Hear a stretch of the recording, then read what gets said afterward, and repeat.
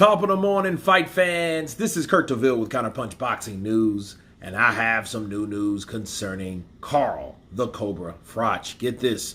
Carl Froch predicts Tyson Fury versus Mike Tyson in his prime. He says he would render him unconscious. The Cobra has struck again with these words. A peak Tyson Fury was good enough behind the jab, fast on his feet and light. I think that Tyson Fury would be able to keep him out of the way for an amount of time. But if we are talking about a peak Mike Tyson, that was world champion at 20 years old. He beats almost anybody. The way he was, he got in there and he was a dangerous man. He didn't stop throwing punches. He used to roll his way into range.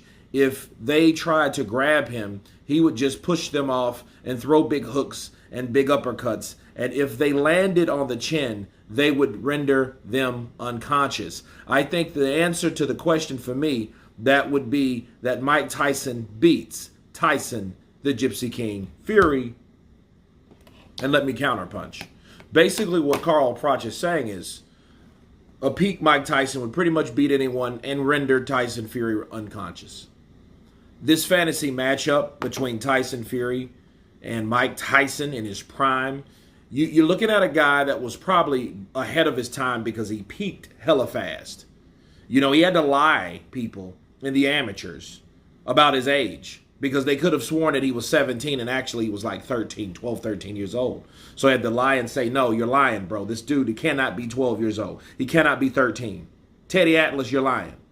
You know what I mean? So they had to put an adequate age on there. In fact, my theory is Tyson was probably a lot older than people thought he was.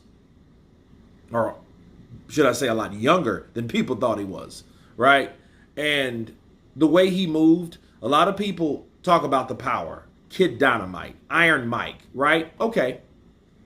But what people don't understand, the dynamic movement of Tyson for a heavyweight, okay? The way he would roll.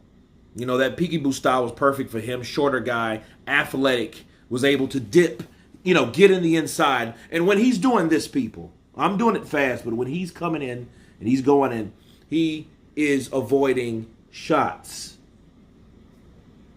He's avoiding shots because he was trained to avoid those type of shots. Somebody jab, jab, jab. He's, you know what I mean? So when someone like Fury is able to kind of throw that jab, you know, and duplicate or emulate somewhat of a Muhammad Ali performance, okay, that's only going to last so far.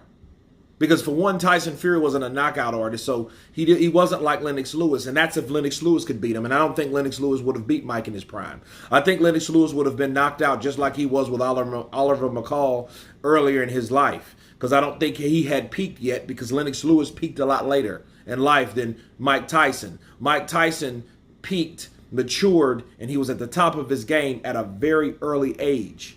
Okay, that's very important. Especially someone like Tyson Fury of any era. I don't care if Tyson Fury with hair, the one that got knocked down by Cunningham, the bald-headed one, the 400-pound one, it didn't matter. Any of those Tyson Furies would have been beat by a peak prime Mike Tyson.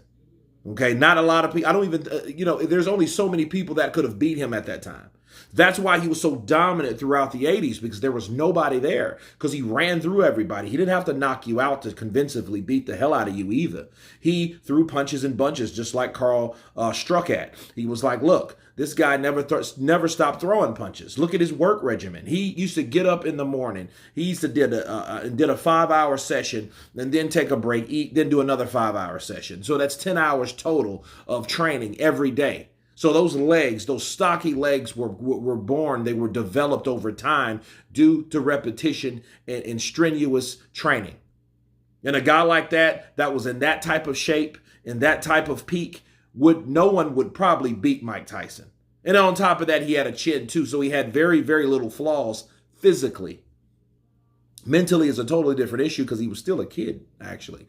But physically, he could destroy you. Okay? And he would have destroyed Tyson Fury as well, and I do believe that. And see, Carl knows those type of things. He knows, like, hey, that's not going to work. He did give a little leverage like, oh, he would beat Tyson Fury. But really what he was saying that he would render Tyson Fury unconscious. But anyway, you guys tell me what you think of Carl the Cobra Froch predicting in a fantasy match who would win between Tyson Fury and Mike Tyson. Of course, please subscribe. And you guys been Counterpunch. Peace!